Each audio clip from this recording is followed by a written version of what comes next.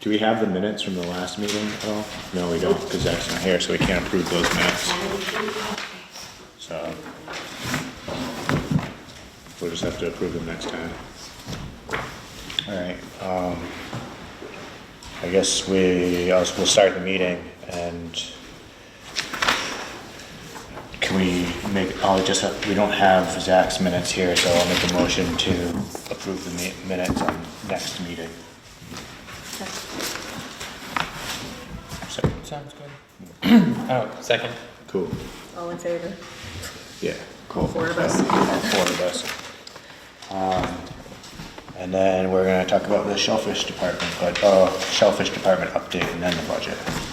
Right, so hopefully, I emailed this around just so that if you have questions, you could, look at it in advance, but, I guess we're still doing, a lot of propagation stuff. Two kind of bigger things that I've been involved in. I've been attending now wastewater committee meetings because there's a lot of talk about using oysters as alternative technology, so I just feel like the department should be involved from the ground up. Are you on the September one? Oh, no, I'm just talking off the cuff.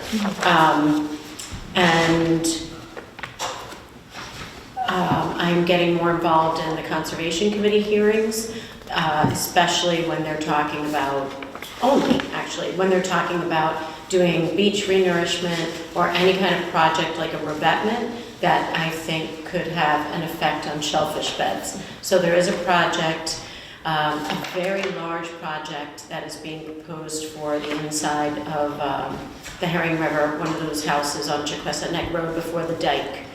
And we did an initial survey with the state biologist and put in a request for more than $30,000 in remediation money because they have to put the revetment in, but because of staging and stuff, it will damage shellfish resources. And as the project is starting to unfold, there will be another hearing at least. And as the project unfolds, I'm learning more, so there might be other things that we would look to do as well. Are you talking about the Herring River itself, or you're saying a house on Chiquesset? There's a house on Chiquesset that borders on the shellfishing area. Oh, okay. So one of our most productive. And they don't have any? They have a decaying cement wall. Huh. Trying to picture where it is. It's all the way down the end. It's the second to last revetment. Yeah, because... All the way down the end. Oh, okay. Yeah, I know what you're talking about. Yeah. Yeah. So things like this, the department is starting to tap into all sorts of areas that might involve shellfishing. So we are always keeping the resource as a whole and the livelihoods that depend on it top of mind as we enter into discussions.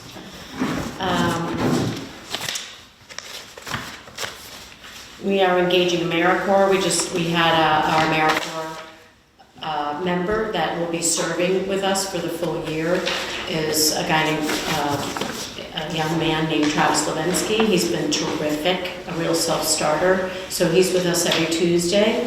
And then we've had a couple of AmeriCorps projects already, and we will continue to engage them. Bay scallop season opened on the 1st of October, and more than 442 bushels were landed during that month, as we are able to track on commercial patrol.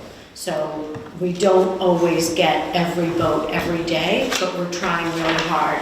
As you guys know, Chris Manula's position changed. He's still the deputy, but he's in charge of boat operations now, so boat patrol. So he has been, works until the boats are in. So I thought that compared to what we were able to gather last year, before his job description changed this year, we really, I think, are documenting well what's going on in the boat fishery. The other main thing that happened the past month is that I worked very closely with the Division of Marine Fisheries about the Duck Creek harvesting area. Duck Creek and Chipman's Cove, which is CCB 13. So CCB 13 is Chipman's, CCB 13.1, I believe, is the prohibited area beyond Uncle Tim's Bridge, And CCB 13.2 is kind of the Duck Creek area that we all know, that goes from the Danny Silverman's old shop north to Uncle Tim's Bridge. And that is 13.2, and it normally opens on December 1st. So the first thing that happened this year is that we got bad water quality. So we had to, the state usually opens it in October. Now we're looking at doing like a November opening for the state, for fecal coliform. But the town always does a rolling opening of December because it allows people to work one area, and then when that area, after months, then we opened up Duck Creek. But the definition for marina has not changed. The federal definition of a marina has always been 10 boats or less. And when the state came in and did the audit of CCB 13, and we had to fill out paperwork, this is a triennial audit that we have to keep our open status for that area, it came out that there were more than 10 boats, both in front of and behind the pier.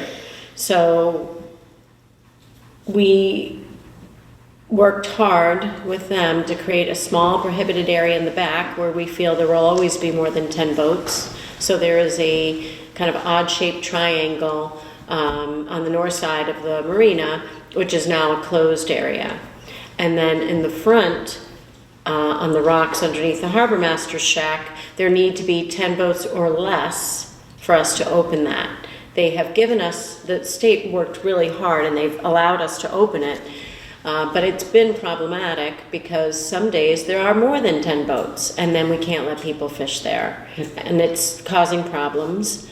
I think, I've asked many boats, could they just go around back, and that way, because we have a prohibited area, so if they park in the back, then we can open the front. But, the south side of the pier, as many days as it's open, is closed. And it's because people say, oh, the tide is wrong, I couldn't get my boat out the back, or I'm about to take my boat out, or I'm about to go out fishing, or this, or that, or the other. And there is a fair amount of frustration and anger on the part of the intertidal pickers that use that area. And I totally get that. And I also understand that we're a working harbor with working boats. So I think that it might be worthy of a larger discussion that we would, make sure people would attend, because it's really been micromanaged now. Every day we have to drive around. Are there 10 boats or less? Okay, we'll open it. But we don't have like a flag to say it's open or closed. So some days you have to like go down there and say, I'm really sorry, but you can't pick here today. And it doesn't make intuitive sense. It's frustrating for us too.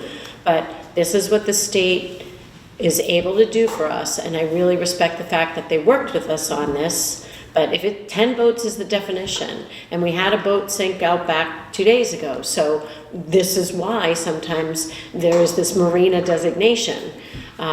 There are hazards that happen. And now I'm lucky because we don't have to worry about the prohibited area in the back, but we do need to worry about the front.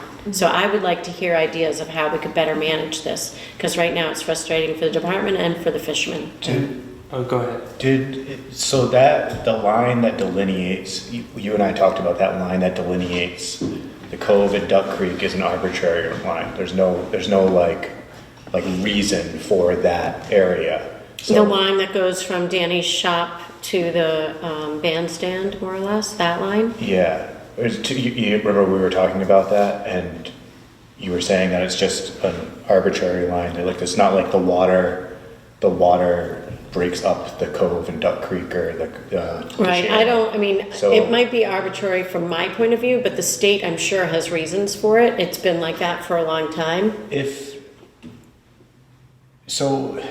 that has been, traditionally we have always picked in that spot, so if that has been open the whole time and it's just a matter of moving the line from 20 feet back, then maybe we could work with the state to just move the line 20 feet back, because those guys, they dig cohogs there, and by the time December 1st comes around, when that opens, all those cohogs are gonna be down deep and they won't even be able to get to them. Okay, so the other thing that the state did is that instead of putting it to November 1st, I asked them to do Duck Creek water quality. So Duck Creek will open on the last Sunday in October, so that the pier area on the rocks can open the same day as Chipman's, as long as we pass water quality. And that line, so you're talking about the line from the end of the pier to the L pier.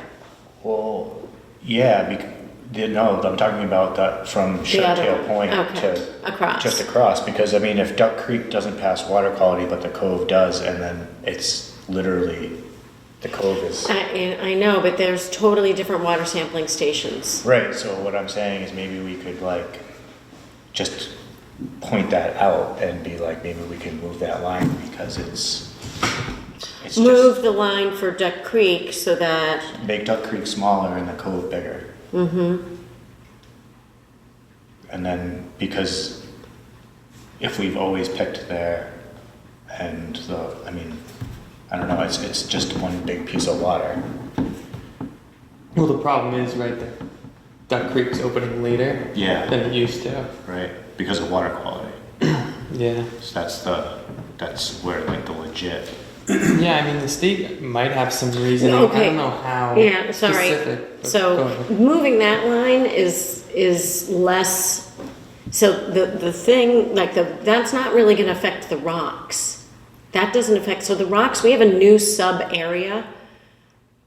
So That you made out back.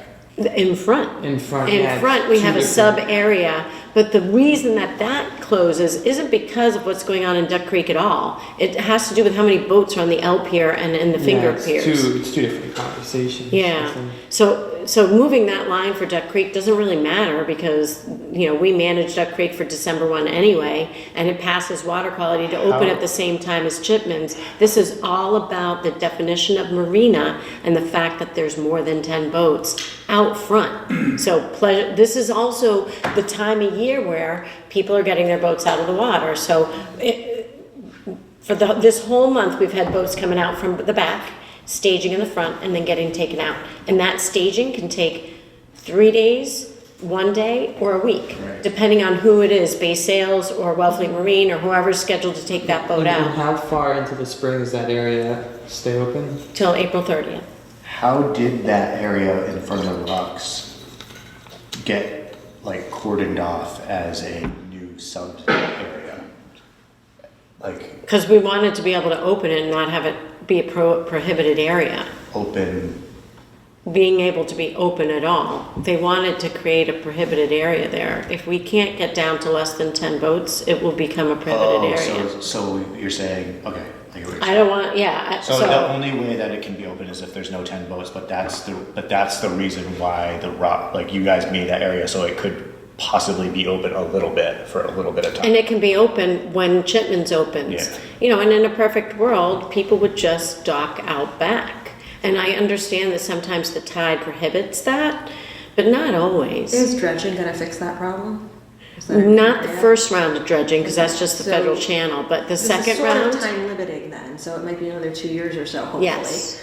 And then it won't be a problem because people One will would be able to hope. put their Right. boats where they need. they should be Yeah. able to get around back Okay. with more water. But even now, So I a mean, temporary there is no fix reason would for be- people today at 4 and 5 o'clock to have left their boats out front, because it wasn't a high tide yet. So how long, is it just whatever you happen to sample? If there are 10 boats, that's it for the day? Or is there like a certain amount of time they have to be sitting there to make it count? Are they somebody doing aerial probably getting in photographing I don't every know. hour? I And think- I, Throw a boot on them and find out how long they've been parked there. What if you could make a flag on their new candy cane pole? Just like that's a good put a idea. flag on there and be like, you can go or you can't go. And Yeah, I mean, I think that's the only solution is letting people know when they can pick and trying to encourage the boats to park in the back. And the boat thing, I mean, it's gonna be hard because, you're trying to encourage people to wild pick, and then you're also trying to encourage, like, industry in the harbor, like all Yes. these aquaculture guys and Yeah. wild draggers and Right. boat A lot of moving arenas, parts. a lot of Is there stuff. a point, like say sometime in December, by which most people will have their boats out and this won't be a I problem think it's anymore? gonna be these couple of months, but as Dave says, it's gonna be a problem for the cohoggers. As time goes on, yeah, it's And gonna, it's really, there's a lot of cohoggers, like, not a Exactly. lot, I mean, but that is, you can see the cohoggers are preferring that Yeah, right it's now. tough. Okay. Nance, what's I'm seeing the docks now, they got these houseboats. Is that considered a? Yeah, so those houseboats, that's one of our problems right now. So they're gonna be there They for a get, while. no, but they get moved around back. But it's like, the harbor masters have this kind of jigsaw puzzle of rafts and docks and floats that they take out. And once the jigsaw puzzle then allows them to take that in around the back, they will. I think that's sort of why I'm saying it's almost unreasonable to request 10 boats out front, because It's a working marina, but I don't want a closed area either, Right. Yeah, so. it's like a hand If we can, Yeah. it's the most frustrating thing is, I had done patrol, I had asked one person to leave, I'm walking the cove and I look over and somebody's down there. And so then I call Chris, because I'm like, I'm in the middle of the cove, can you go over and tell that person? By then, that person's got a half bushel and I Yeah. feel the horribly. flag. Yeah, flag. The Flag is a flag. definite. But yeah. Yeah. That's too much work for you guys to be doing. And Flag of osprey nest. yeah, they put a new candy cane pole down at the end. So you could just like, Or maybe we could just do it on the harbor master's flagpole. I'm thinking about something that we could easily rig. How do you get a flag on top of the candy cane candy pole. cane pole? Put a pulley on top of the candy cane pole. Yeah, A just rope. stick it in there. Yeah, just drill a hole in it and put a pulley There on you it. go. Yeah. Yep. So we can try that. And also people have a lot of questions, especially when you're telling them they need to leave. And so our state biologist is more than willing to come and at a Shellfish Advisory Board and explain, how this happened, why it happened in better detail, if people are interested in that. I think it's a great idea. Yeah, Yeah. Or even like a, really detailed information email or something. I mean, I know you sent out some stuff, but yeah, that would be good. probably better just to have somebody in person.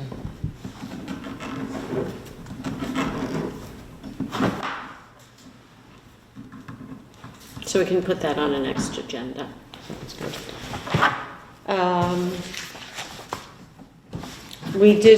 We've received over 500,000 baby oysters from Hats in the Cove, so that's really appreciated. And those will be pitted, and right now we're in the process of just taking the ones that we bought from the hatcheries, or that we received through the county and state funding, and putting those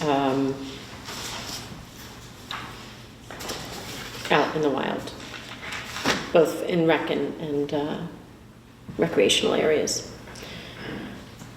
So, I don't know if there's anything else that you guys saw that you have questions about. Do you guys have to, I saw this on the September thing, that you have to do grant inspections with a grant person there? It's in our regs. Have to do it like that? I mean, if we want to talk about changing our regulations, we can have a discussion about it. Would that make it easier for you? It would make it easier I know it would make it easier for me, being a grant person, if we could just go there and be like, hey, like Dave's got these racks here, and he's got his condos there, and I don't have to be there. And if you guys could just go, I bet you it would be way more efficient for you guys. Yeah, there's efficiency, but then there's a lot of people going, well, I didn't see it there. When were you there? Do you Yeah. think that would happen? You report Yes. that I have trash on my bench, and I say, there's no trash there. When were you there? Yeah, give some accountability gotta to have- have. You gotta Yeah, have something I mean, there. Chris and, Yeah. we have said that would make it easier, frankly. But And for overwintering, like, Just we're gonna right. come out there and look once you turn in your overwintering agreement, and I don't care if you're there or not, Yeah. like, that's not in our regs, so we don't have to.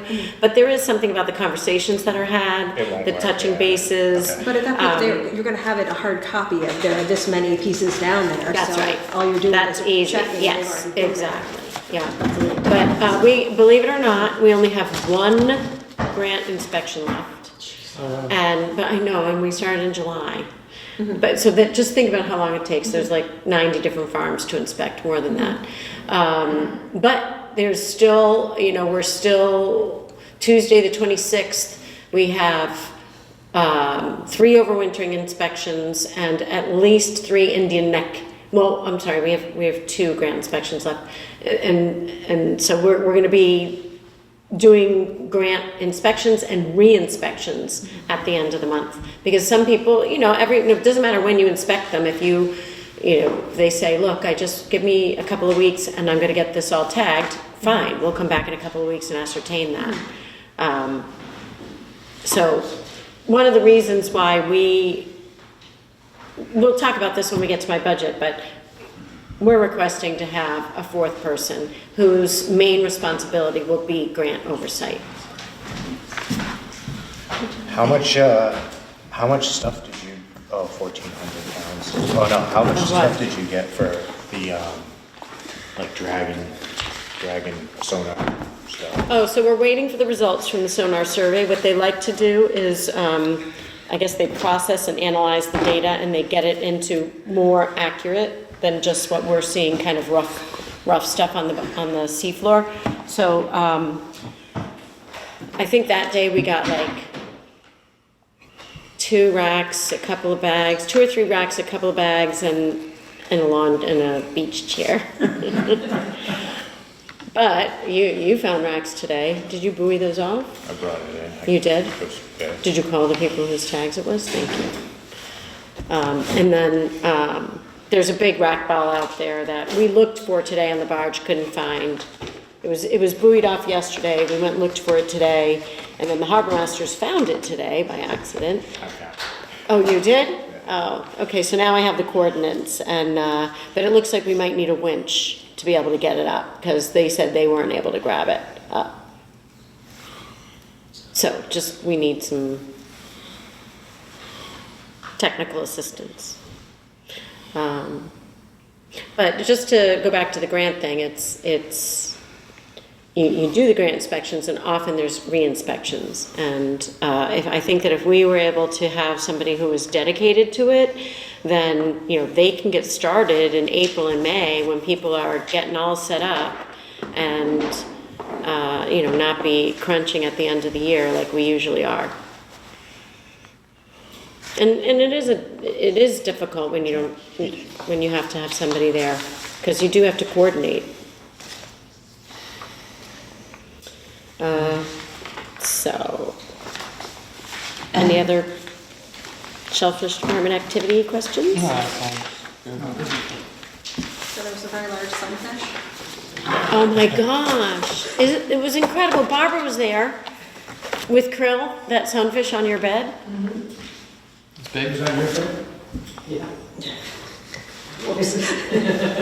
We couldn't, it like almost broke the scale practically. It was so heavy. Was it dead? Yeah. Oh, really? Yes, I've been meaning to do a Facebook post. Go down I haven't and had time. borrow Jimmy O'Connell's groups, because we didn't have anywhere near the length that was needed to get a truck anywhere near this thing. Because the tide was coming in naturally. Yeah, Oh, what- it was huge. What's this? You guys made a video to encourage international buyers to purchase Wellfleet farm-raised oysters? Yes. So, the Mass Department of Agricultural Resources contacted us. They were bringing buyers from around the world here. They got money from, Who got the, all right, hold on. The The Massachusetts Department of Agricultural Resources received money that was given by the feds. It was to counteract, I don't remember if it was like a payment to counteract some of the tariffs that have gone on.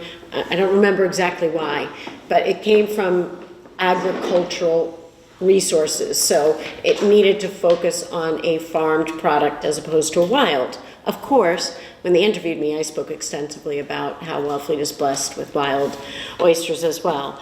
But they came out with, I don't know, it was probably a dozen buyers: Canada, United Arab Emirates, the Netherlands, China, Taiwan.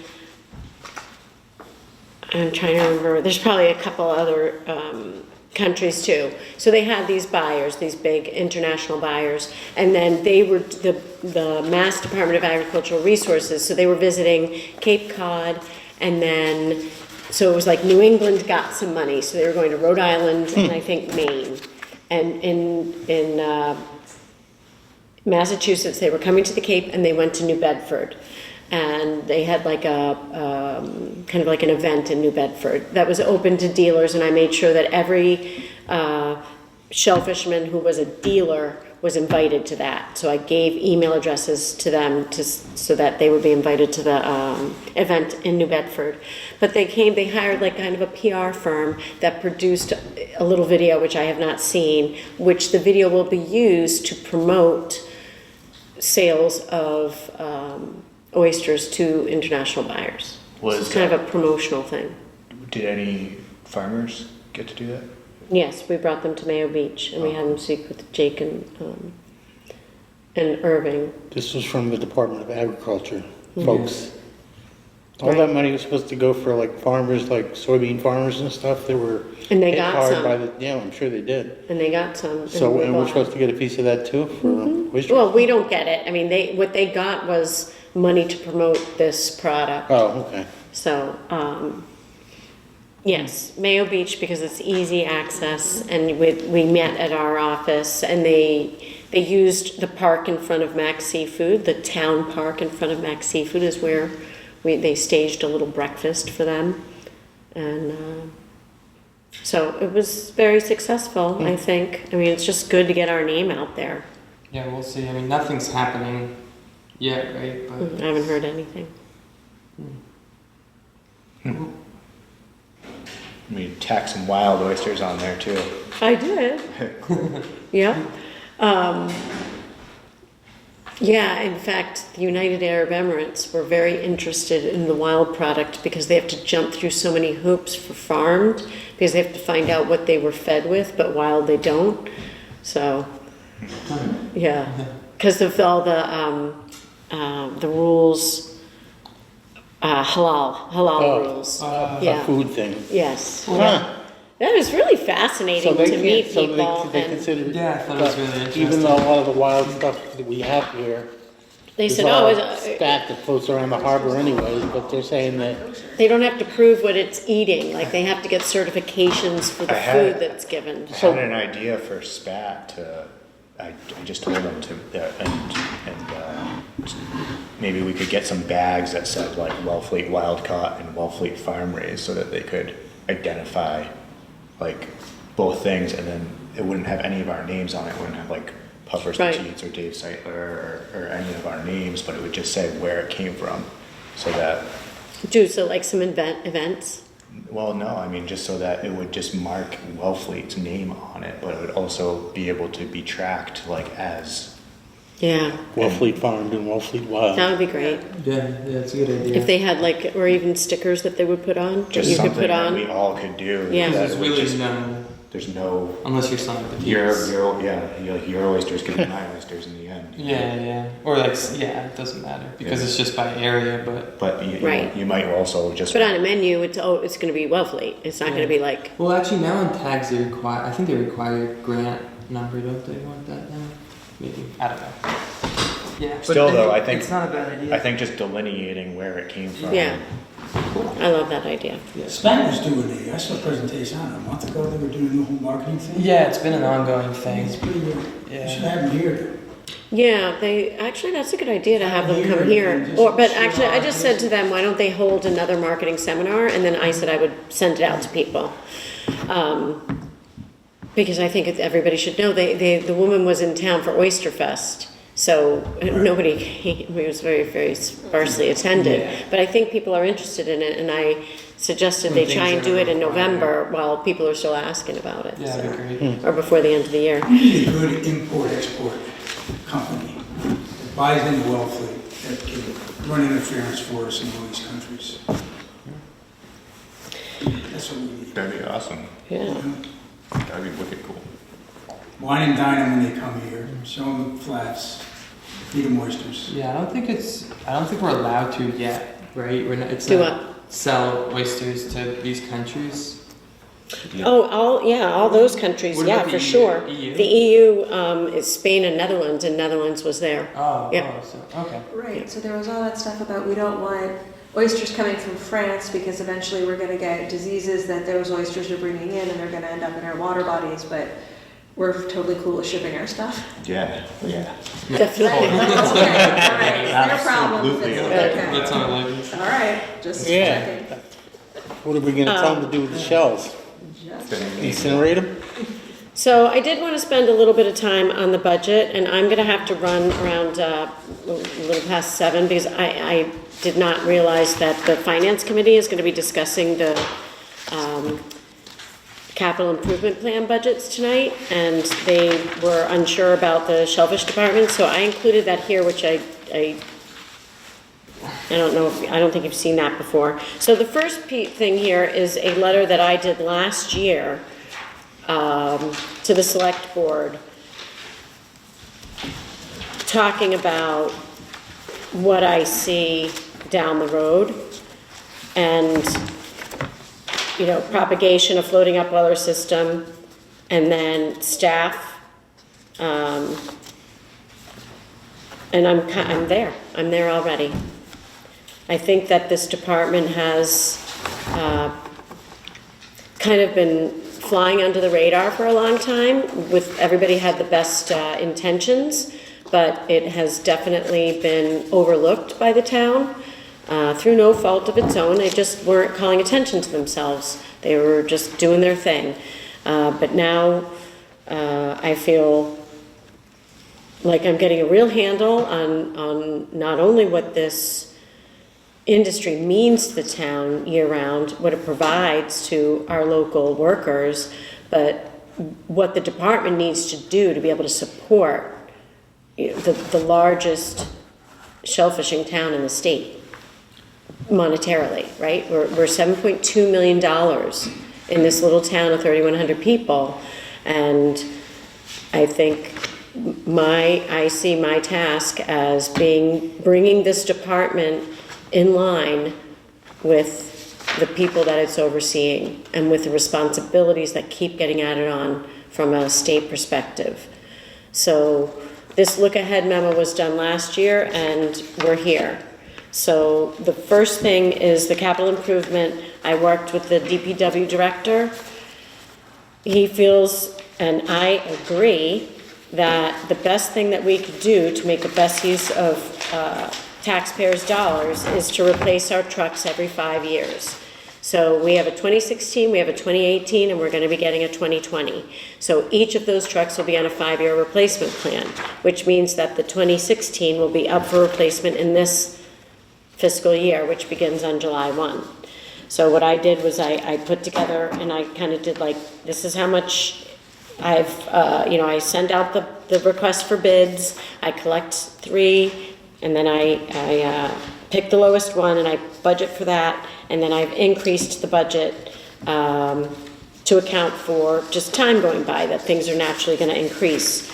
So next year we would be getting a new truck, and this is a truck that will mean it will replace the 2016 truck. So we're not going to have 4 trucks, we're going to have 3. We have 3 people. We often need 2 trucks on patrol, north and south. 1 truck on patrol, 1 truck to do grant inspections, and 1 truck to do propagation. I mean, there are times when we are heavily involved in all 3 of those activities at the same time. So there are 3 staff people, and our work is great. And so this is why we need 3 trucks. Our new truck is coming in January. That'll be our 3rd truck, and then we will start replacing trucks every 5 years. This is the best financial decision that we can make. We've agreed to it because the DPW has a lot of experience with buying trucks that cost $3,000 or $4,000 and then having to invest 10 grand in fixing them, and they wind up in the junkyard. And that just doesn't seem like a good use of town resources, not just money, but also people's time that go in to fix the trucks at the DPW.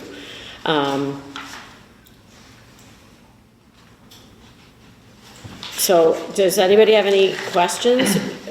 We do get like baseline no frills trucks. We don't have any electronics. We have roll down windows.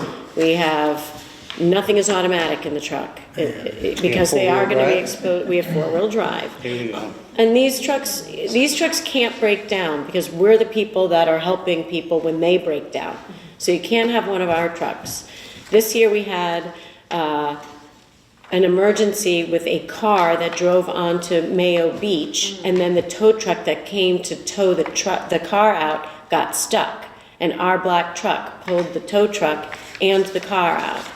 So we have an important safety role, and I'm not sure what you guys think about it, but I wanted to at least let you know where we're coming from when we're trying to do this 5-year replacement plan. Yeah, I don't, Sounds reasonable. it sounds reasonable. I mean, you go out to bid, right? Yeah. So, Yep. I've seen Johnny pull trucks out in front of my house. Yeah. They get stuck in that mud. So they're useful. It's needed in action. Well, maybe I'll talk about the upweller, and then you can decide whether you would vote to support these two things, or if you just want to support one Yep. and do them separately. To support What, new trucks the every 5 years? every 5 years, and then You wanna vote on that, sorry? It would be helpful. Let's do this as a vote. Do you want to do it separate? Yes. It's up to you guys. Upweller and The truck? Yeah, let's do them separate. I'll make a motion to support getting 3 trucks with a revolving, they have 3 trucks. right. We The can idea also- is to keep a fleet of 3 February. trucks with a lifespan of 5 years and getting a replacement every 5 years. Is that the idea? Mm-hmm. Sorry for the eloquent motion there, but that's what I move. How much? Okay, yeah. So the other thing is that these numbers don't take in to consideration if we would get anything from the trade-in. And that's another reason to do it every 5 years. So, we budget for what the cost is, but there could be potential That's the savings. best way I got to the do black truck for $18,000. We got a $10,000 trade-in for the There you go. That's the best. 2014. I can't guarantee it though, and so I have to put in, that's what we are projecting. But whenever I can save the department money and the town money, of course I will. It's the best way to recycle trucks too, because that way a dealer gets it, the dealer can go ahead and sell it to somebody and be responsible for it. Mm-hmm. I'll second the motion. All in favor?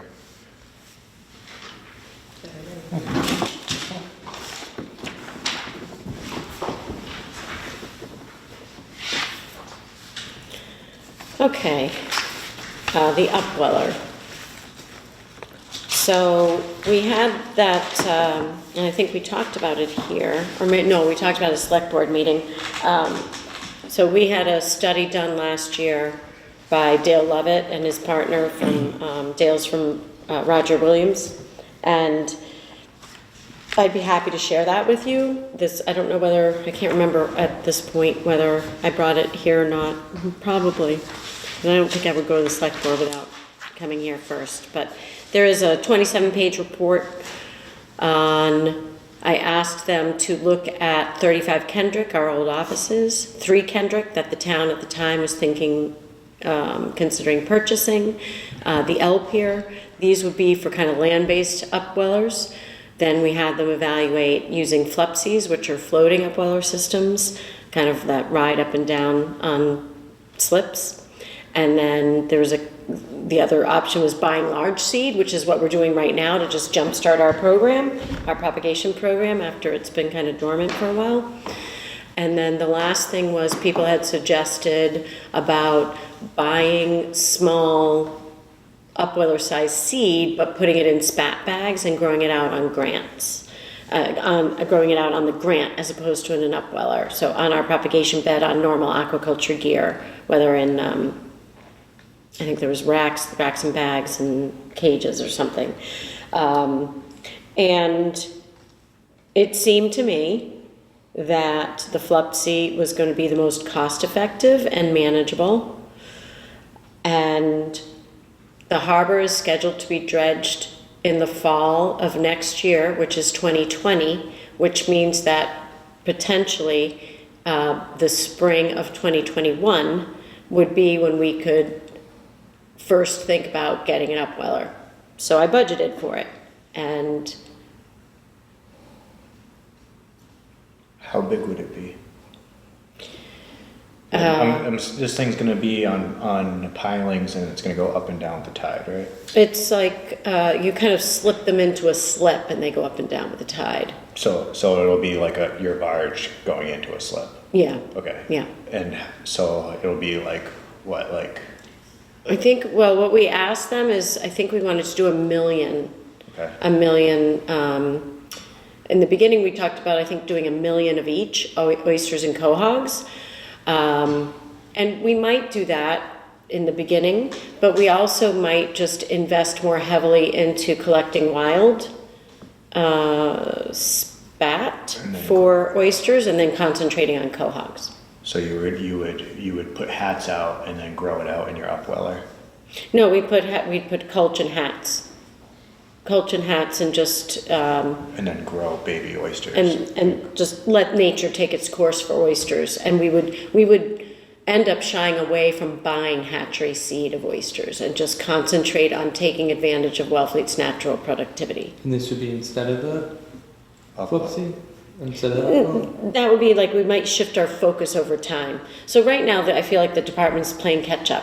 So in the beginning, we might do 1 million of each. But you would. But we you would move away from, Johnny's vision is to move away from buying oyster seed. So then just quahog seed. Yes, So then, and then you would buy hatchery seed for the upweller then? yes. We would buy small quahog seed as opposed to the field plant that we're getting now. And small oyster seed too? Yes. Yeah, I don't really know much about an upweller. Like, I think they're labor intensive, but what is Yeah. it? I mean, I do know about clam boxes and those work. So I don't know the cost, the different cost over time between the two. So what I've seen a few upwellers like recently, and that's why I was asking like how big is like the actual size of the upweller? Now I'm not remembering, but I think they might have 10 or 20 silos. The round part? Yes. So it'll be, You so it's know gonna what be like the size of like it'll be like a little bit smaller than your barge. Yes. Yeah. It'll be like half. They've had them before. They had them It's before. like a cut in half barge, if that. Yeah. Yep. So it's only 10 and it'd be made out of wood and floats. Mm-hmm. I mean, they cost, I think, like 10 grand off the shelf. They're pretty inexpensive by way, and so I think that this budget is for two Flupsies, $20,000. I'll have to look into it again. Who makes them? Fisher Island and others, but Fisher Island seems to be the cheapest. Where would you put it? That's what, we'd put it somewhere on the front of the pier. Could we? They're counting against our 10. Yeah, I know. No, nobody lives on it. And or it always, could. yeah. That's no one. Could we make one ourselves? Because I mean, it is just from what I've seen like recently. It looks pretty simple. It looks like a float with cut out, and then you can just. I mean, You know what I think I'd like to do? I think I would like to send you all the report. And maybe what I could do is just kind of highlight the areas to read. It's 27 pages, but a lot of it is addendum with like, here's something from this. It just might make for a better discussion, Yeah, knowing what you guys know, and then looking at like effectiveness, labor. So like it's cheaper to do the spat bags for oysters than using an upweller, but they also, the study said that, you know, your labor is going to be a lot more expensive. You'd need a full-time person there. Well, we're not going to get a full-time person just for the Flipsy, so, or just for the spat bags. So maybe what we should do is just table this. I send you the report to read, and then we can kind of have a you know, a real thoughtful exchange about what might be the department's best interests. I mean, I know people use them, and if you could get it to work well, I don't know if there's been one in Wilfie Harbor before. There has, Johnny ran I it. think it would work well. I don't see the problem. I mean, I don't know. I'm just trying to think of ways to save you more money if you could use that, because I just feel like it's not that hard to build. So, how much income does this bring? Because it's not a wild fishery if we're seeding it. Well, you know, most municipal propagation programs work either the way we're doing it now with field plant or with an upweller. And, you know, what we do is, like, we're putting seed out now. You know, some of them might be 3 inches, but this is all the stuff we're putting out needs a year under its Yeah. belt. Yeah. And by then, they really they're wild by that point. And it's because they have been, Plus they're they not produce taking. to the wild So, too. we're growing them, they're coming from a hatchery. Mm-hmm. We're releasing them into the wild, so they look exactly like my farm raised stuff that I'm No. spending all this money They for. don't. No. They don't spawn at all. too, and they add to it. So do mine. Yeah. I make sure to leave chowder so that they'll spawn. Mm-hmm. I mean, I don't understand what makes them wild other than people aren't paying grant fees to the town and to the state. Because I mean, I think it's still a they're, great idea, I'm just curious, like, why. they are, they're shepherded until they're, you know, Yeah, predator so- resistant, and then they get put out to see what they're gonna do. Couldn't sell those as wild to the people over in the Arab Emirates, though. Right, so it's And- exactly but- the same thing that's coming off my grant, it's just you can sell it. Well, it's not, it's not touched. We don't bring them to 3 inches. We don't tumble them. We don't cull them. Quahogs, not oysters. Oh, quahogs. Quahogs, this is. Yeah, there'd be a lot less, difference, I guess. A lot, yeah, Yeah. So yes, you going in front of the financial committee now? What's yes. happening? For the upload?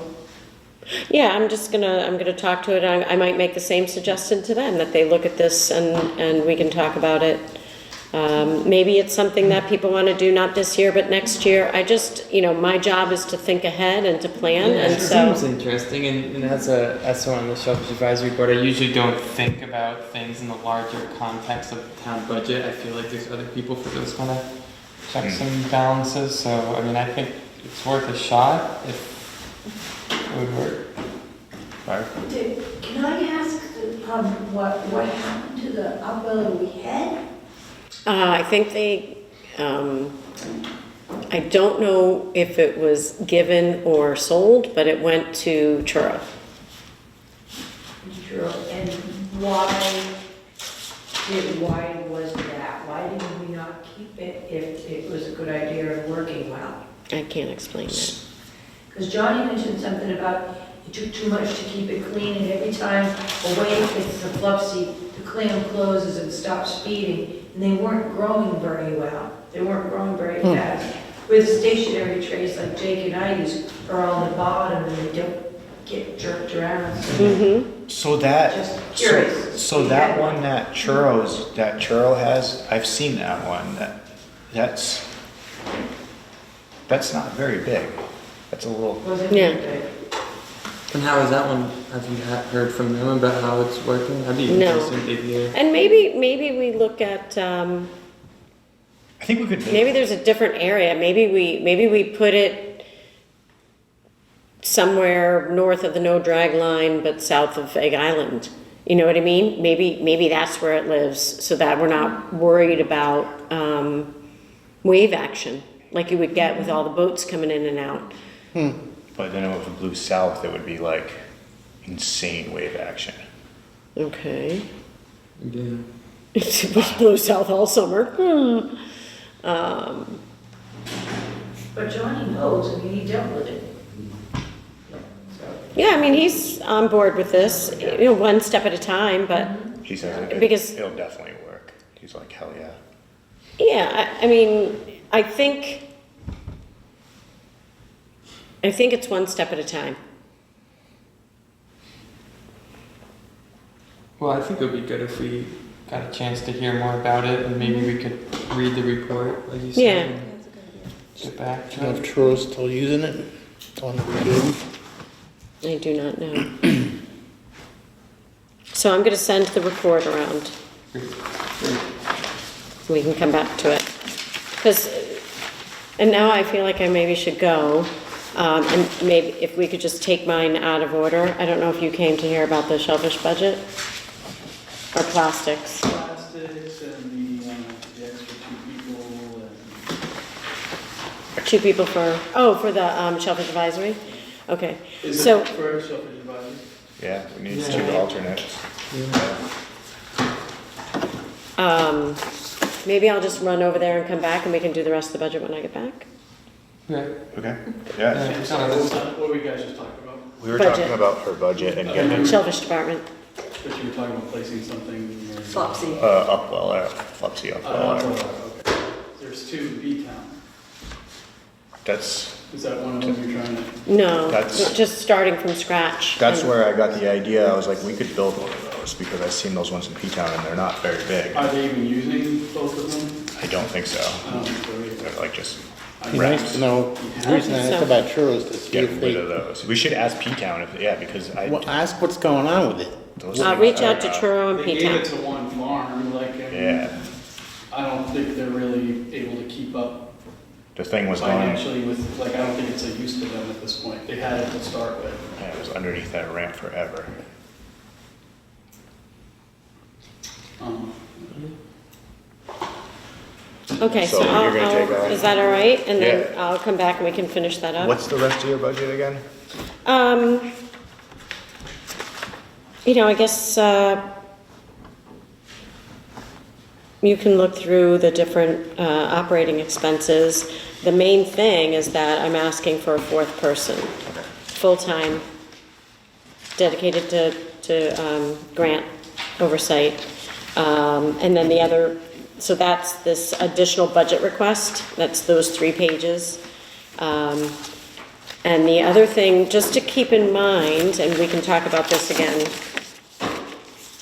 after, is, you know, we do have a revolving fund now.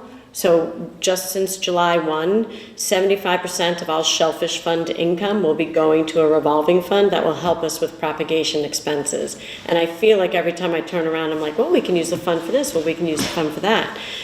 But, you know, it might be that we're not gonna have to come to taxpayers for some of these requests, because it will have come from the Shellfish Fund and we'll be able to, of course, you know, we'll talk about stuff.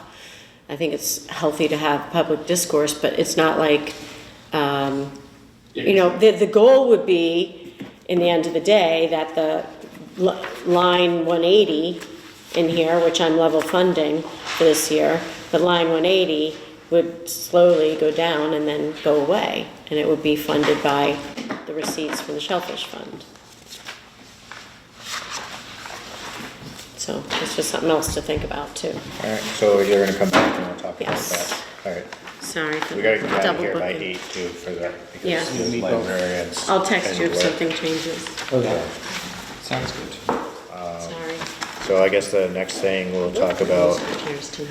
is, I don't know how that ended up happening. with me. Bioplastics, yeah. I'm usually pretty good about that, but. you were down with that idea, the bioplastics idea. So, One thing I will say before I leave is you guys move into the plastics and you talk about that event too. You have a $100 budget that you can spend as a committee. So if for that event that you're planning, if you feel like you need money. some infrastructure or money to help get it off the ground, you do have that money there. Okay, cool. So like I had mentioned in that email, like I wanted to make, I've been sending you guys like stuff about bioplastics and, you know, and I figured maybe we could just do it, like make like a running sort of thing where we do research on bioplastics and see how we could apply them to aquaculture and what we do, you know, so that we could find other resources. Like there was that one for the with like using fish scales to make plastics and stuff like that, you know, that might not be so detrimental to the environment. The plastic thing is really gonna hit. It's already starting. So Straws and like Yeah. 6-pack holders, Like, how do we get in touch with those companies and tell them we need? It's like, it's really difficult. I can't So- find anything, but we do have universities all around here. Okay. That would be very interested in working with a town that has aquaculture and wanting to switch the gear up to something that might be better. So what I was thinking was, in order to do this, like I had mentioned, like maybe we could make, I wrote something up, and I think I sent it to you guys too, of what we could do, and there are grants available for this too, but if we could put it out on maybe like the Shellfish Department, SPAT, and the Wellfleet Shellfishermen's Association could like put that out on Facebook of like, we're looking for people, we're looking for help creating bioplastics, you know what I mean? Or creating alternative, Who can write grants? well, people who can write grants, like I think there are, we know people who can write grants. I think Nancy can write grants and people at SPAT can write But if you grants. could put like a call out to like some Yeah. science research or like MIT or whatever that's doing this stuff already and So- give them a cause, and we just would need to summarize our needs. Yeah. And simply pass it on. Yeah, so this is what I wrote up. I wrote the Wellfleet Shellfish Advisory Board. This is just like a, you know, something that I wrote off the cuff. The Wellfleet Shellfish Advisory Board and WSA and SPAT or whatever, Shellfish Department, are seeking the public's idea public's idea for alternative materials and innovative technology to use for shellfish farming and reduce plastics in our waters. We are looking to either replace or find less impactful plastic materials in these common aquaculture products: zip ties, grow bags, plastic trays, tags, 10x clam netting. And I didn't add any more to that because I couldn't think of any. We are looking for leads to suppliers and manufacturers of products that could make these materials, as well as your creative ideas to use as an alternative. There is funding available for this project. Examples of alternative materials would be hemp oil plastics, reduced use of plastic products, like how Poland Spring uses less plastics for their bottles, stainless steel, biodegradable netting, organic, what I just wrote the word organic. Even biodegradable could just be a zip tie that just Disintegrates, falls yeah. apart. So you gotta be careful. Reusable clips, bungee closers, reduced plastic hooks. And then I wrote, please help us be proactive in keeping our environment healthy. Please email us with your ideas, SAB, our email address. Yeah, it sounds really Yeah. great. Is that, Yeah. would you guys be okay with that? And then, Yes. so we would get like a bunch of emails or no Or no. emails. But, You would post it on we would get Facebook, Shellfish? the Shellfish Department, we'd get like the Shellfish Department, SPAT, and like the Wellfleet Shellfishermen's Association, and Put it on Put it our out town there. website too. and maybe our town website, yeah. Yeah. And I'm sure we could research some people to direct that to. There's like some of like Seaside Disposal, they go to these like international It's a good idea. garbage places, all over the country, and they're coming up with like, bamboo substitutes for bottles Yeah. or whatever it's gonna be, but these things are going around, like, If we could develop, like, obviously we have a need for it, so somebody's gonna make money off of this, you know, so people are gonna be interested in this, like. so I think it's hard to access, like House Court is making this thing and not everybody else is, like. But if we could like obviously everybody's like, ooh, shellfishing's awesome now and aquaculture. So like if we could like tag onto that, like, hey, it is awesome, but we also need like some sustain, it could be way better. And look, at all these people that are gonna buy this stuff if you can make it better, you know? So, Did the recycle committee ever get back to you?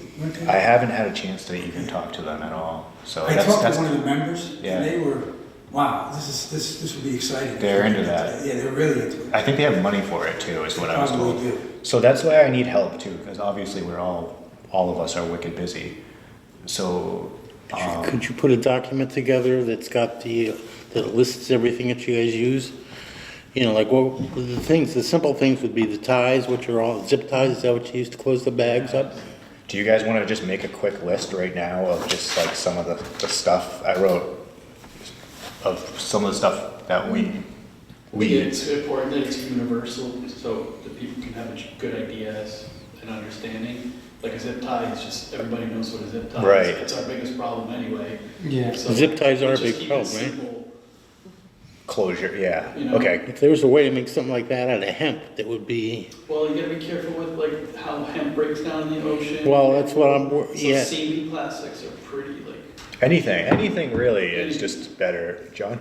One place you might start is the Center for Coastal Coastal Studies, yeah, that's who I wanted to write as another person to maybe help advertise The same this. issues with whales getting trapped with rope. They may be aware of some things going on. Yeah, I know like Florida, Florida had made it, their crab traps, their crab fishermen go back to Wood, right? wooden Yep. traps so that it would just smash up instead of add plastic, you know, so maybe, I don't know what we could do with that, but, I don't know, but do you guys want me to write something up and, I'll email it to you guys and you guys can just say, good, or I could just, or you guys can tell me now, can I do that? And then you'll take that and then email it out To everybody, like Center for Coastal Studies, All the people we just talked about. yeah, WSA, Recycling STAT, committee. the Shellfish Recycling Committee. Yeah, and then maybe some of these people can help coordinate and find new people. Yeah, I think it's great. I think what you wrote is perfect. Yeah, I think All right, and then I'll write it out better, and then maybe John can just look it over real quick, and then I'll email it to the group, and then I'll send it out to everybody, and then as we start getting emails in, what do we do from there? Yeah, Yeah, I think if you just start organizing and then you could bring it back to a meeting and then we can all discuss it and make a next step maybe. So are you guys And then- okay with me doing this and sending it out to everybody? And Yeah. then- Okay, cool. Yes. Do we Sounds need an great. official? Start, like an official start to this, and then take it from there, once we start getting emails and stuff. Should we reach out to the Center for Coastal Studies and Yeah, Recycling? you guys wanna do that? Actually, I got a reason to call them. There's a guy there I want to talk to about the harbor study. He was all psyched about that. Cool. He gave a presentation. Do you remember his name, John? I'm drawing a total blank at that guy's name. Center for Coastal Studies. God, sorry. I've got his card back at my house. I've got him in my phone. I just don't know what his name is. I'll reach out to the Recycle Committee. Alright, Just tell them what we're thinking, tell them what's going out. John, you gonna do? Yeah, so I'll call somebody at the Center. I'll find out from the Center of Coastal Studies about recyclable materials that might be usable for shell For fishing. the letter to be ready, or? No, just tell them I'll what's just going tell you on. what's going on. See Tell your them what our thoughts. game plan is, and then, you watch Facebook. yeah, And let's reconvene in 30 days, or 45 days, or 60 days, and let's come up with some ideas and thoughts and. Yeah, because if we get somebody interested in it, we can invite them to a meeting, or maybe one of these groups wants to help coordinate it and talk to people. and these guys, like all the shell fishermen in town can like demo this stuff, and you know, if we could make money available too, so let's say we give like Barbara like 10 grand to be like, here's a whole bunch of gear, try this out, you know, like I bet people would be into that. Totally. So, Yeah, it's a great idea. you Print know, up a copy of the letter and post it at the library. okay. Oh, okay. There's a lot of people who still aren't yeah. You online, never Yeah. know. so. Cool. Awesome. All Great idea. right, so I'll do that. And, all You right, gonna send a list around to the group? what list? You're gonna make a list of things? Yeah, and if you guys wanna add, like I said, I just made like a basic list, so if you guys could think of anything else that we could use as Like I wrote zip ties, grow bags, plastic trays, tags, 10x clam netting. Does anybody I use, think that's great, just general shellfish since it applies, and if we get anybody interested, I'm sure they'd wanna maybe talk to us and. how about the rings that people use PVC for? Yeah. Besides You metal. know, that would be great to get rid of those. Fate of my existence. I bet. So, all right, cool. So we're good with this? Sure. Do you guys want to say anything about that? It'd be interesting if they could come up with our shellfish bags too, that go back to old, biodegradable I was thinking that too. bags instead of these. Plastic, yeah. I'll write onion, like, We used to have, It's like perfect. I mean, for The the, relax. could I write onion, like market onion bags? yeah, Well, that's what I'm thinking, is like plastic is great because it's lightweight. right, Plastic's a Well, those two, wonder. what we ship our bags in, yeah, that's. You know, I was reading a thing that, so what made me think of, like, what added on to this, there's a company up in Canada Oh, that's the yeah. wood boxes, Got Yeah. back the little which look boxes, wicked which is cool. great. Yeah. Yeah. Pretty cool. Sure. Whole Foods is now buying Wellfleet farm-raised shellfish. I'm sure they'd love to see it in little boxes. Yeah. and That's what I'm Like saying. niche market kind of. Yeah. Wooden boxes. Problem is wooden boxes leak. Yeah, then you have to come up with the wood, and where is that being Our- sustainably harvested? Our oyster bags are no better. They Oh, yeah, they do. So, all right, cool. All right, I'll do this. And then, so I can move on, and then, cool. Do we have to vote on this or second it or anything? We can just do this? We're down? yeah. Okay. Sounds great. All right. And then I wanted to, after that meeting with John, create a new survey for the harbor similar to the Curly report. And I don't know anything about how to go about doing that. Besides contacting the Center for Coastal Studies. Wasn't it So the that's the MF reason that I have to call him. And I think that, I just came back from an NRA meeting, we talked about this too, about getting started. And really, the guy at Center for Coastal Studies was all excited about doing the one down in Pleasant Bay that he just did. So he's got a recent one under his belt. That's Owen, right? And it's Owen, there you go, Owen Nichols. And I think what it's gonna be, it's gonna cost money. And I think really what I think John and me are gonna sit down with Owen and figure out what the strategy might be, how much it's gonna cost, how much would it cost to put a plan together to give the town, so the town could look at it, so everybody could see what's going on.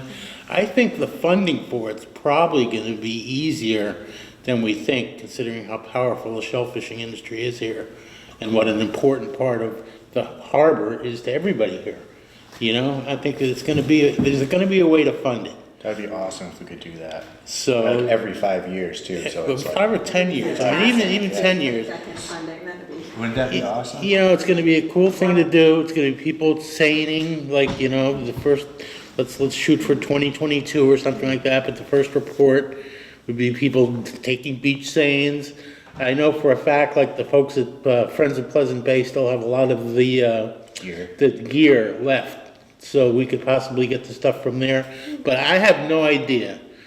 I've heard 50,000, I've heard 100,000, and those are the only two informed guesses I've heard. So Owen would probably be the one to tell us. It'd be cool if, I know in the Shellfish Management Plan, the last part, it says to include Wellfleet Elementary School in like education about this. So if we could like include little kids and being part of this. I'm telling you, the whole idea of kids running, like, looking at the little stuff out of the beach saying, those are the coolest things growing up. Yeah. Especially when you're only this tall, Yeah. and you're looking at all these things, it blows your mind. What information would be useful to you? Yeah, so that's what we need to think about, what we want to know. What everybody here wants to know about what's going on in Wellfleet Harbor. Everything. Well, there you go. The temperature, the salinity, the dissolved That oxygen stuff's all content, pretty, what life is changing, where things are Yeah, growing what kind of that new, didn't what before. blood clams, what kind of new clams have we got? Yeah. Wire And scallops? What's creeping in, what's moving back, how everything Everything, is yeah. shifting. And the idea being that you Massive wanna make upheaval it- the last 10, 20 years. Exactly. Yeah, you want to make it so that we can replicate it easier than what they did 50 years ago. You'd like to try to use everything the same way that they did so that you can replicate it. Oh, I get what you're saying. You know, scientifically, that's the only way to do it, but we should probably just start from a new baseline. I wanted to know the eider ducks too, like the sea ducks that migrate in and out of here, stuff like that, because, Populations of birds. yep. Well, there was a whole chapter on birds in this one. Yeah. They identified like 70-something species of So, birds. This would again be one of those times when they could put out, whoever they is who's doing this, could put out floating data collection centers with, because we're always asking about like temperatures and what's happening with the different bacteria and everything. This would be a time that they could put out something that would last more than a year. Yeah. I mean, if they're already going around checking data samples wherever, have some. Well, so to start, we're going to meet with Owen Nichols. I know he's going to want to get together with us, and of course, it's a big gig for him. I'm sure they're going to make a lot of money if they do it. Any suggestions about what you want to look for? And Menhaden. yeah, everything. Police. Everything. You know, Everything. silversides, you're going to know about all the fishies and stuff like that, and there's all sorts of new seaweed. Bay scallops. seaweeds, what's growing White there, sharks, yeah. Striped bass, everything. sunfish. Sunfish. Yeah. There's some questions what you ask, you gotta deal with the answer. Yeah. Yeah. There's that. I want to know about the backfilling of the harbor too. I want to know about erosion. Was that Erosion done off, partly off the, supported? off the shore. You mean the sand dropping down into Yeah. the water? Yeah. Yeah, and where it's coming, like how it's all moving into the harbor or out of the harbor. I'm just assuming. You know? Someone did a study a while back of that. I saw have it on that my at the- computer. Did you see at that? It's the, like the sediment Yeah, flow. which I thought was awesome. Interesting to do one before the dredging and then compare it to after and see how things change, Yeah. but don't hold up the dredging for that. Is Yeah. there any overlap with this, with the Center for Coastal Studies is doing currently, the benthic mapping? Yeah, I think there's a lot of overlap with it. Yeah, You because mentioned water quality things, on the comprehensive wastewater planning committee has to track all those things. Over the past 10, 20 years, Amy Costa at the Center for Coastal Studies has done a lot of that.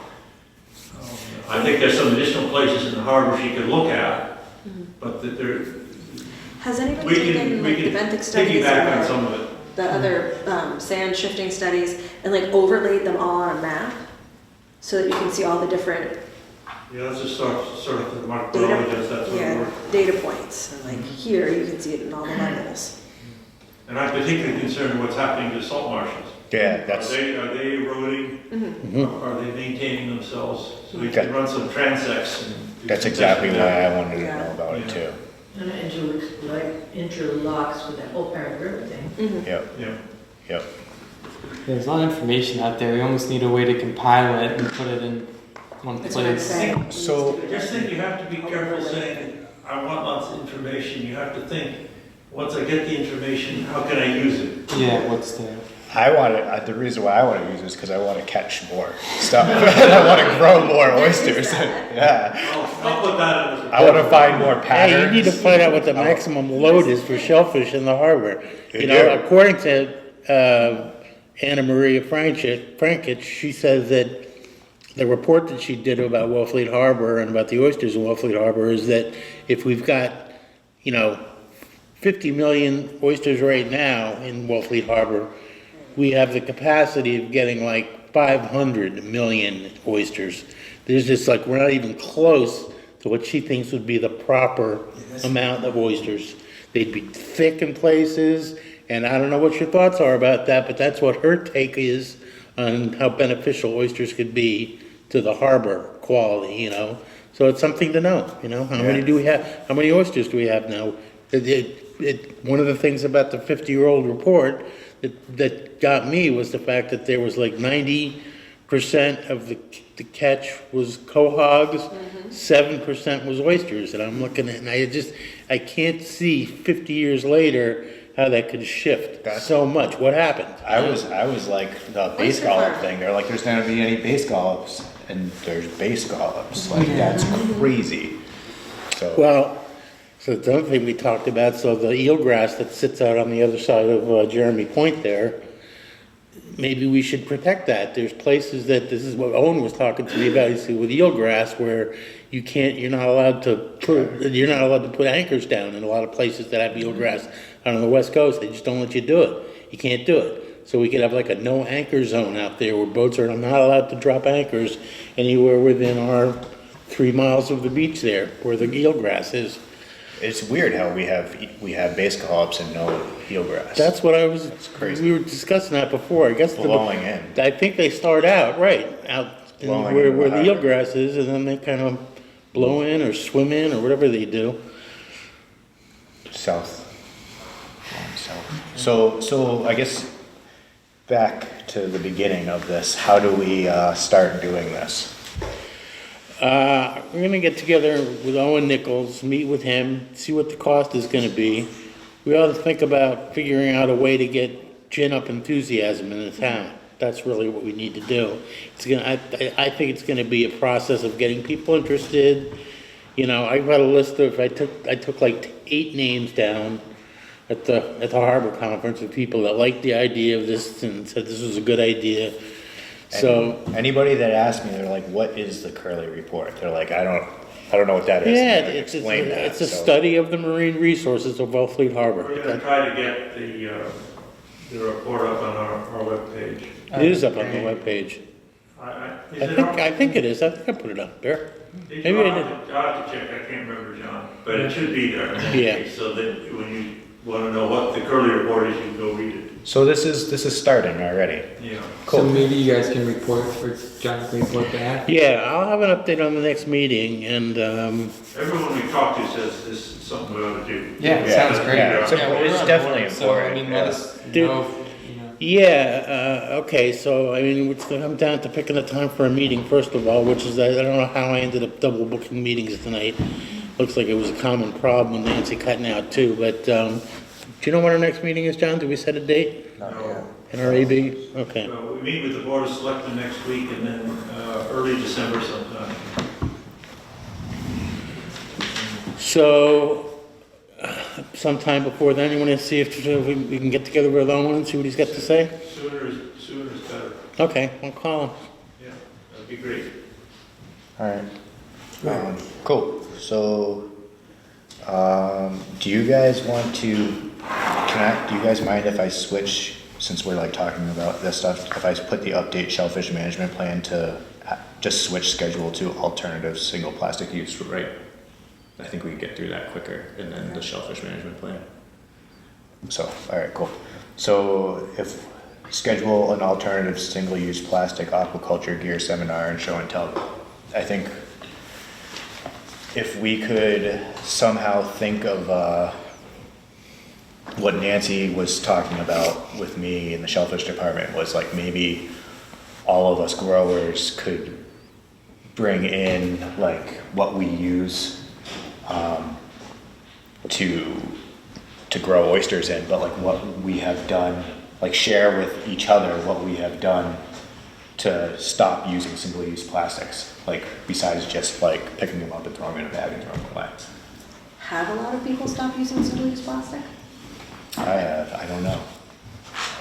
I mean, is it gonna be like 2 guys talking to 2 other guys and that's gonna be it? Right, I don't know. Is there a way to gauge interest in the rest of the community? I mean, the only thing I came up with was I know, like the blue plastic hooks and bungee cords on bags. Yeah. That's the only thing I could think of. This could piggyback your Facebook note. And people could come back with comments and say, hey, oh, by the way, I've been using this. Yeah, Discussion. yeah. This is why. It just starts a yeah. discussion. All right, let's just do it. Okay, that's why I wanted to switch that. I mean, I think it's a great idea, I don't know that it's gonna be more than like 5 or 6 Yeah, people could be. talking to like the other 2 people. I think let's just do Yeah. the thing that we're doing, and then we Okay. can. Yeah. Yeah, I'm in agreement. Because Yeah. the other thing would be if we actually get people responding with, oh, I know about netting for, fruit trees or whatever that's made out of biodegradable something, and then maybe I can use that Or for even- climate Yeah. instead of.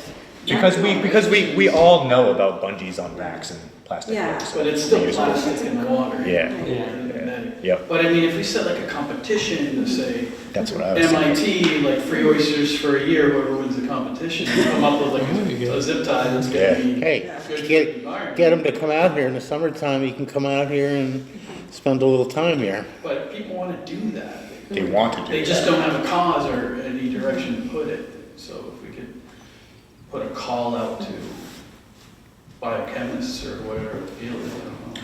All right, You know, so, Dave, about 7, 8 years ago, just a thought. About 7, 8 years ago, there was a guy in a kayak in front of my house with all kinds of gear on it. He was an Amherst graduate, Amherst student, doing his thesis on turtles. And, you know, what about a thesis on plastics in the harbor? I mean, you get some interest with these college You know- students that. Yeah. Who would be a good person to get into this would be Barbara Brennesol. She's, yeah, she's got, she's still got connections at Wheaton College. I think she's still active there. And maybe the folks out there would love to have something to do along those lines. I'll reach out to Then her. we can offer up our farmers that would participate and help them at any time do their field. Like build a better mousetrap. Here's a little competition. Let's see what we can do. We'll let you use our, we'll use your new clips on our bags for a year and see if it works. And if it does, Yeah, maybe you'll get some money. you're gonna make a lot of money, yeah. All right, cool. I'll reach out to Barbara too when I sent this letter out, and I'll just talk to her. I don't know her at all, so it'd probably be good to get to know her, so. This is good. All right, so then update the shellfish management plan. I think we've tried to do this. That's why it's on here. Yeah. I just think we want to start from goals and just try to figure out what we want with the shellfish department and our industry, and then go from there. And even this committee, look at goals, see where we want it to, if we want to change anything. I mean, overall, I think the plan's pretty good. It just needs some updating. Okay. That's, okay, cool. I made some, like, just basic updates that were like really, really easy. Like it says there's up to 3 additional individuals to a grant. All we have to write in is just 4. Yeah. Like there's like super simple stuff. Yeah. I don't know if maybe you guys would want to read over. It's super short. It's not even that. One was up that we started working on, Yeah. like 17. Yeah. Does everybody have a copy of this electronically? What was that? Does everybody have an electronic version of this somewhere somehow? I think so. I think we all got one somewhere. I can read. Yeah. I think I can Yes. resend it. Did you send it? We all have it because everybody sends it to us all the time. Yeah. Look at the goal section in there. The beginning stuff. I mean, we could add a section on Vibrio, but I feel like the most important part is just kind of the direction. It's towards the back.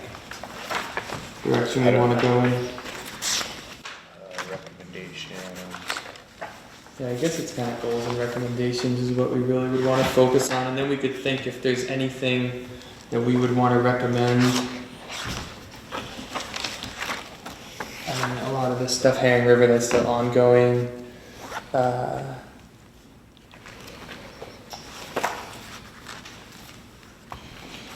Nitrogen overloads, marina issues, dredging, storm runoff.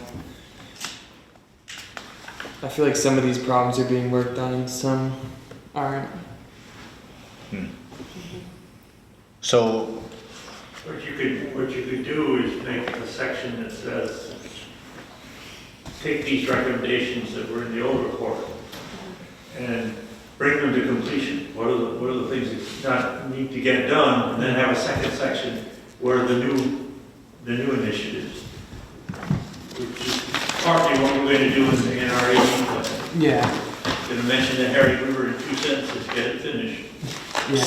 so you're saying like I'll just say that one of the recommendations was Herring River restoration and monitoring. It is important to monitor the effects of the proposed Herring River restoration, in particular the effect of its large project on shellfish beds in the Herring River and on licensed shellfish areas in nearby harbor locations. Just sort of finish that up, like in 2020, the Herring River project is at this point, and we still know not much. Well, that was, Well, if you think you need more information from the project, then build your recommendation that way. Okay, Yeah. that was, Okay. But you realize this was done in 2007, and there was a lot of paranoia going Yeah, around it's about kind of like, I that think now our project. recommendation would be like, keep going and continue to monitor the shellfish. so we just tack on to, okay. Yeah, like complete the Herring River restoration within 5 years. Just say something like that, okay. So like, when it says like marina issues, the marina must have effective programs to educate both, could we add goals to this too? Yeah, of course, yeah. Cool. Add goals, I mean, we can mention the plastic, and I think if we write out our goals, and then we could just, if we just get that section done, I mean, I think that would be Okay. a huge. I think we should, I agree, I think we should also, do you guys wanna do that on a lot of your free time that you have? Sorry, Going through. Well, we tried. We really need somebody to. I think at one point Nancy was gonna spearhead it, and then. Do you guys just want to like, at some point, just make a Shellfish Advisory Board meeting just to do this? Yeah, we tried, and then we just got bogged down with it because there's so much. Let's just I do mean, it. We I'll just need like. I'll just do it. That's the only thing you put on the agenda. I'll just do it, yeah, and I'll be like, that's all we can do, I'm sorry. No update. Yep. Didn't we even try each of us taking a different section and like meeting with the sections and? I'll look at the goals, and I mean everybody else can, and let's just try to get some goals in there. Yeah, Some of this stuff is super easy to change in here. I had volunteered to do something on climate change for the harbor management plan. And some stuff you can just copy So and paste some of the stuff we could probably paragraph on just, Vibrio from the state if we want to include that, and then we can mention plastics and update some of the figures and. Yeah, like this is just like, it's just updating numbers, that's all it is. Yeah, and it really depends how much we want to have in there because there's gonna be some overlap with the harbor management plan.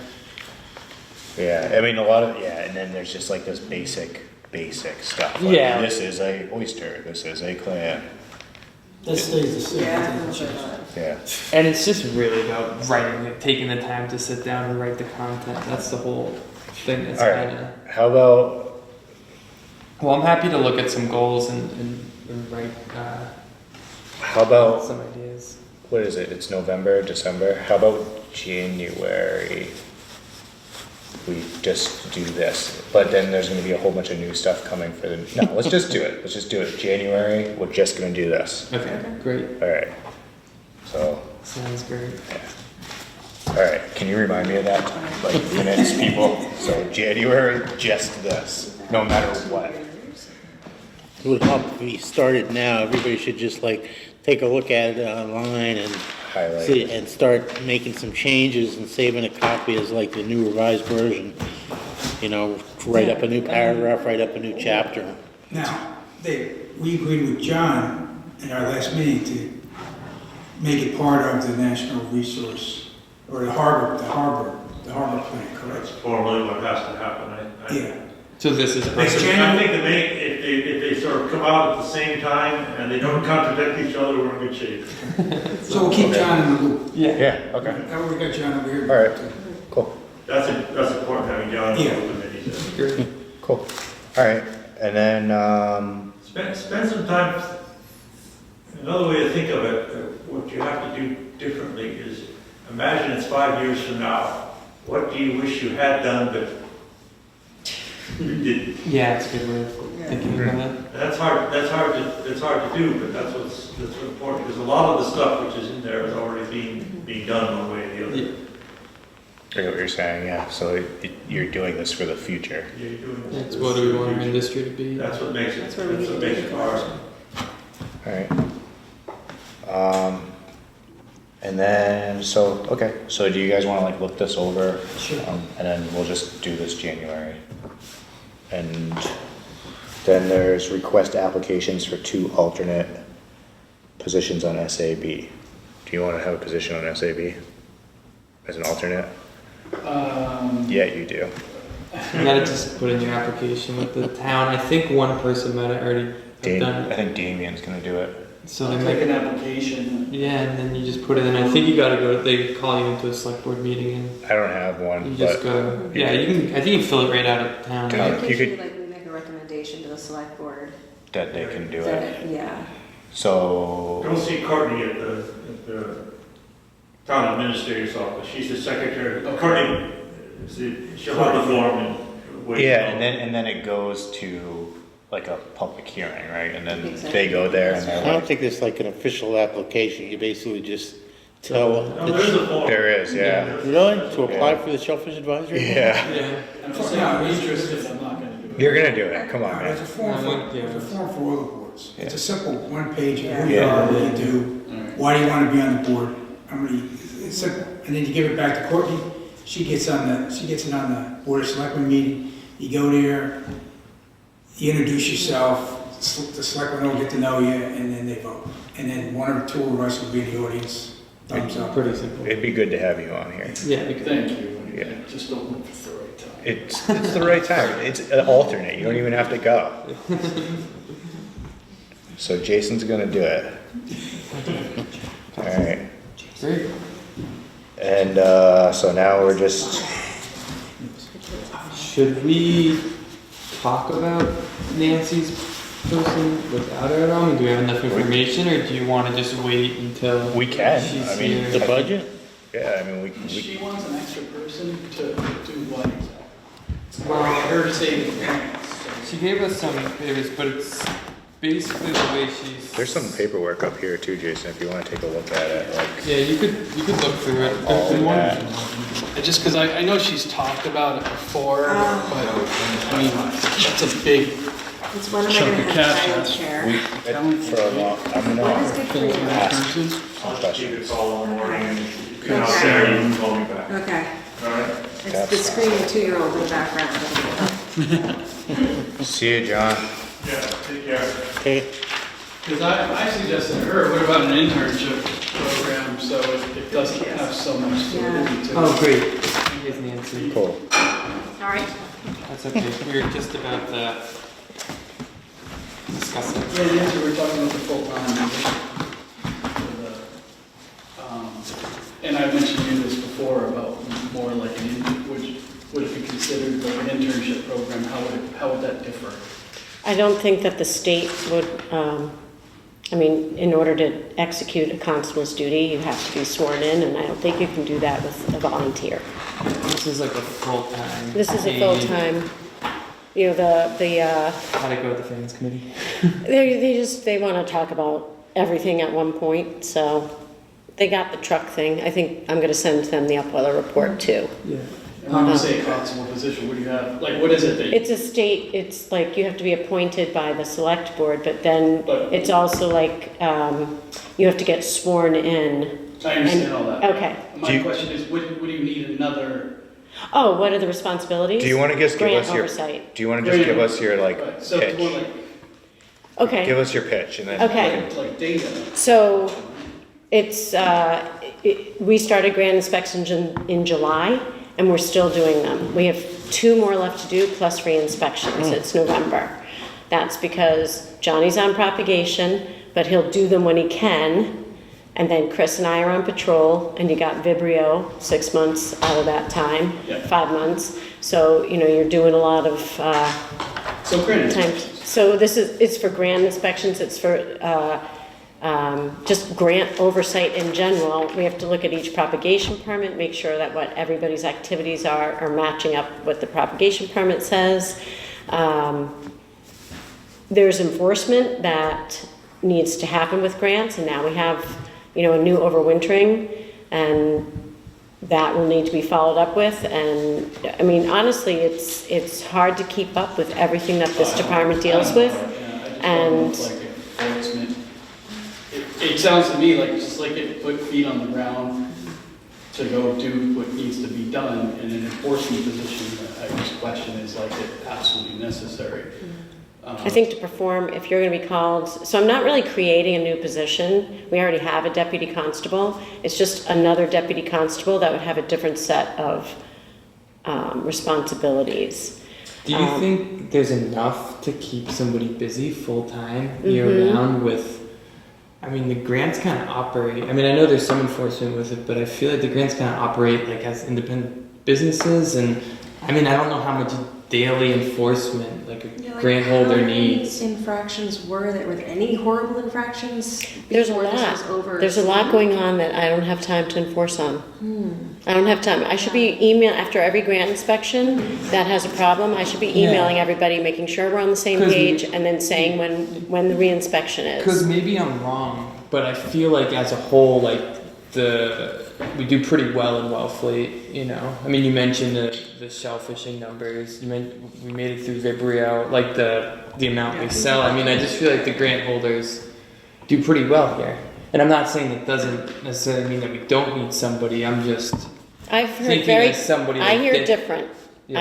I hear a ton of criticism on my department for not following through with enforcement, for being lackadaisical and overwintering, for not doing grant inspections in the spring, for doing No. them this time of year when people are closing down. I hear you. I mean, I hear more criticism. Sorry, Becca, but I Who's was. complaining? Is it A lot of fishermen people. that are complaining, or is Yeah. it people in town who are complaining? No, Like, it's grant people. Yeah, I always kind of thought you guys were doing a pretty good job and just keeping Yeah. this status quo. Is our section of the beach just much better than other sections? Like, Could be. are people, But- people spending no. too much time looking at other people's stuff? That could be too. You know, I feel like when people bring things to my attention, it's my job Is that a to steady- evaluate them and analyze, is this, and I think that we have been through a lot of meetings in this room where people are very upset with how we've been operating. And my answer is, 3 people can't do it all. Yeah. We have more farms than any other town in the Commonwealth. I think you guys could use another person, though. So like, my question was, one of them was how much would that cost? How long? It's like a $49,000 a year You salary. have to pay people so they can live here. You can't Exactly. short them on And that. You so- can't ask people to work for free. how much would that cost over the whole period from till this person retires? How much would I that? don't know. So if the town That's wants something us for the town to- accountant. wants you to be on everybody's back about every piece of gear and equipment that's left out there and every other thing that they're complaining about, then they have to come up with enough people. They have to come up with a 4th person for you, one way or another, if they want you to be able to do your job That's- as the shellfish department. That's a totally reasonable thing. You're gonna need a 4th truck? No, I don't think we need a 4th Yeah, truck. I was gonna say, you get a 4th person, you need a 4th. I mean, there has to be a living wage, because we can't talk about how young people can't live here because there's no money, and then say, oh, well, we're only gonna pay them $6 an hour. Yeah, Like, that's- Could it be a local person too? Could you? I mean, I have to put it out. Yeah. I have to Yeah. put it out and I have to evaluate and do interviews. It's an open and public process, so anybody in town could apply. You're making another job, so that's a benefit there. And honestly, you know, responsibilities from the state will be increasing, not decreasing. Yeah, well, yeah, it's interesting to hear. I mean, I know you've mentioned it, but I guess I never really processed that you feel like you can't do the responsibilities with the amount of people that you have, and you know, And then you're we just probably right. added an overwintering procedure that you're now gonna have to go back and re-inspect everybody twice, so. How much money do And you the town guys? wants that, and if they want that, then they have to pay for it, because that's unreasonable otherwise. I mean, if you look at your task and you think of what's the most time consuming, to me, it would seem grant inspection and overwintering is just more about data collection, but that's the most footwork that's got like a governing practice. It's pretty visible as to what's gonna have to be done from A to Z. I don't feel it needs an enforcement position, it just needs some source that can do all the footwork for all that. All you need is somebody to go there with a pencil and paper and just. Yeah, but you have to be able to write a citation if something's wrong. No, Do you guys- You can do that with the data you're given. Do you guys? Well, no, then that means, because I'm already saying that it's hard to keep up. You need somebody who that's gonna be their responsibility. If somebody's responsibility is to collect, to say, okay, there's 20 bags here, and they said that there were 25, you now have that data without having to physically go out there, and you can do what needs to be done. Instead of like, Yeah, but you can't write a citation. Yeah, but for grant on the spot. inspections, How many If there's a citations do problem- you write? I mean, I try not to write citations. My goal Right, isn't good to be people. like, yeah, take this ticket. It's about working with people and giving them, all right, you're gonna get this in order by this date. And Well, so yeah. that's my goal, is I give people time to And rectify I the feel like that's situations. the way it should be. But that takes time, right? Yeah. It takes more time. And That's what we have right And now. it opens up to some criticism. I mean, Because like I you were prefer saying- delegating the tasks than being physically, like, just lifting things up and Do down. you I don't think- think you should be out there doing that, I should think you should be enforcing what needs to be done Yeah. about that. Do you think it would be, physical task. if you, this is gonna sound like such a jerk thing to say, but if you did write citations, that it would be more effective than getting a fourth person, like, so that if, say, like. I say- do not think that. Yeah. I don't think that people, even if I write a citation, I'm not, you have to do it, but, I don't know, because, we haven't really had to do it yet, but we are going to be doing it. It's gonna happen, and people are not gonna be happy. There has been very little grant oversight before me. And I'm Sure. not saying that in any kind of a negative or judgmental way, but I understand it. It is hard to keep up with everything that is going on in this town from a shellfishing Well, perspective. in Do you the know how- previous shellfish. Yeah, and I'm not gonna make any No, judgments, no, I'm not but saying I that. just he, know he that he did mention that as well a lot. You it know, was so, we are- it's you know, I've hard been to hearing keep that up. It's for a hard to long keep time, up, and I believe it. you know, we do have, I don't want to repeat myself, but like, I think Barnesville has like 50-something farms, and we have 90-something farms. Yeah. How many acres do you guys?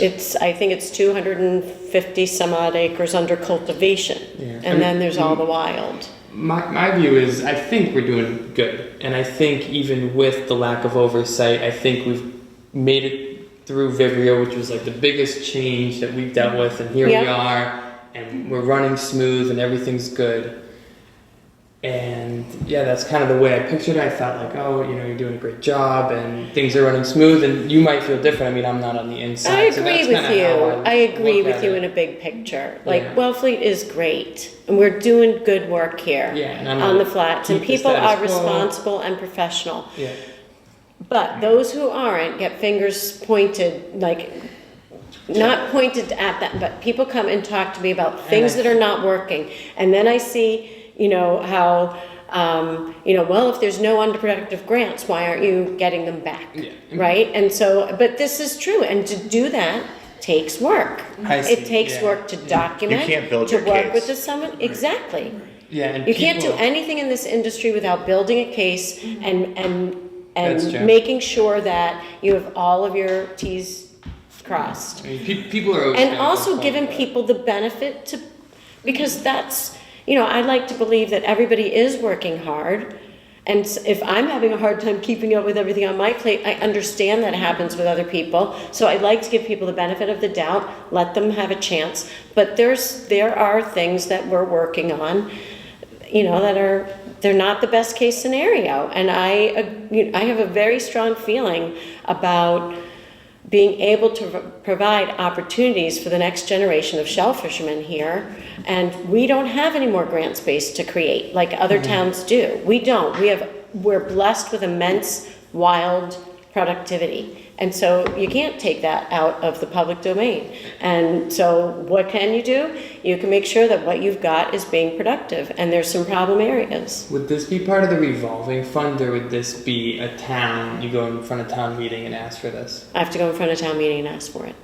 Revolving fund, though, this is something to think That about. was the other thing I was gonna Revolving fund could eventually, and like I said, I keep thinking of ways to cover it, but to use money from it.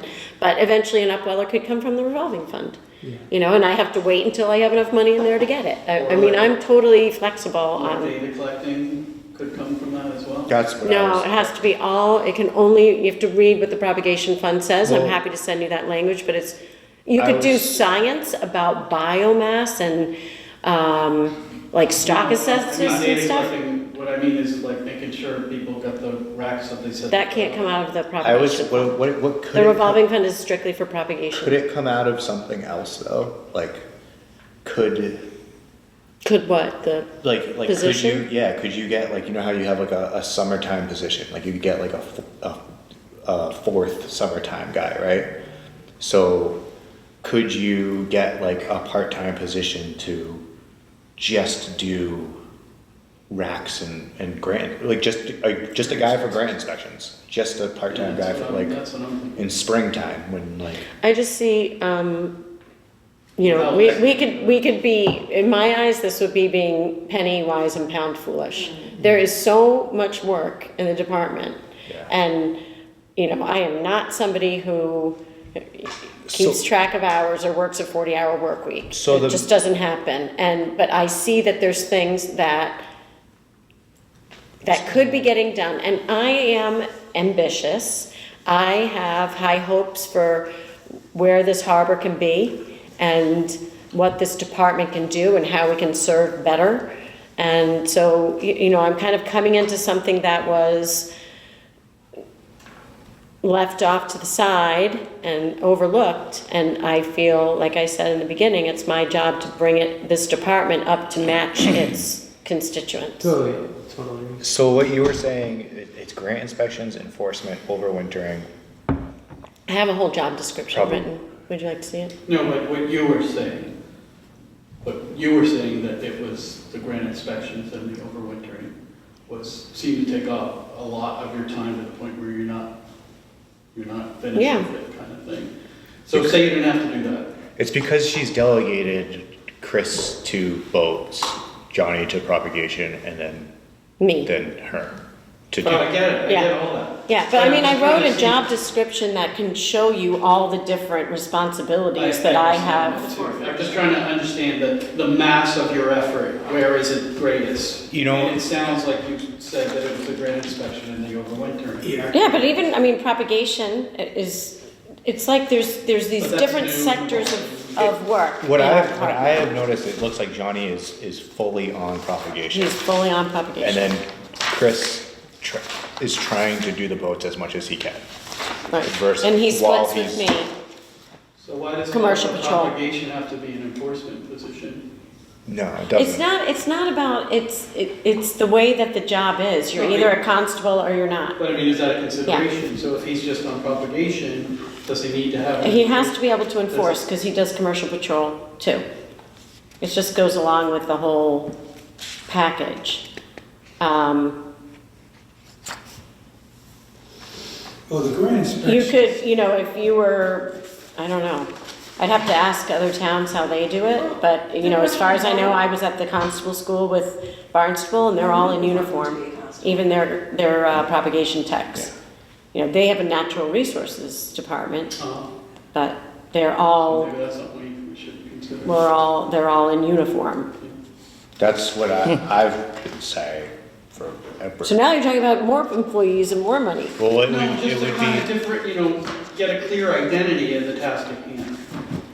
And enforcement and propagation are two very different things. And if one guy of enforcement is doing propagation, you know, and there's a need to have somebody go out and enforce the inspections and the overwintering, like, it's clear what the problem is there's a manpower issue. It's just maybe the lines are too blurred right now, and need to be defined.